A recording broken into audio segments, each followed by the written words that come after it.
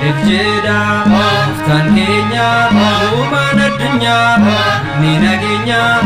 Arana fissa Sagalee isaanii dhageenya Duumessa eefuu keessa Sagalee isaanii dhageenya Duumessa eefuu keessa Kuno ifni bu'ee nuufisuu nu ife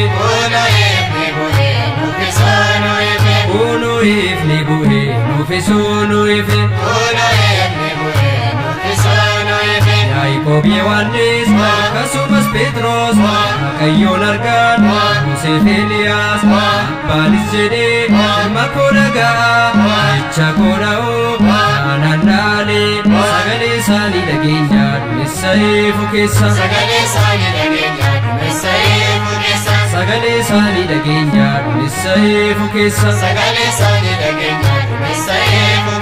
Kuno ifni bu'ee nuufisuu nu ife Kuno ifni bu'ee nuufisuu nu ife Debre Taaboreet ifni mul'ate Tulluu qulqulluu kan gammachiise Nagaa nagaa Tulluu Taaboreef ifni waaqummaa sirratti ife Sagalee isaanii dhageenya Duumessa eefuu keessa Sagalee isaanii dhageenya Duumessa eefuu keessa Kuno ifni bu'ee nuufisuu nu ife Kuno ifni bu'ee nuufisuu nu ife Itoophiyaanonni seenaa qabeeyyii aadaa isaanii alaqqisiisan honborabsanii akka abboota isaanii icciitii waan qabuuf na gammachiisu sagalee isaanii dhageenya Duumessa eefuu keessa Kuno ifni bu'ee nuufisuu nu ife Kuno ifni bu'ee nuufisuu nu ife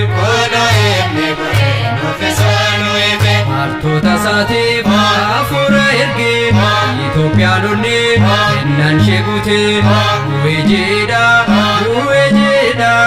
Kiristaanonni Eeliif jedha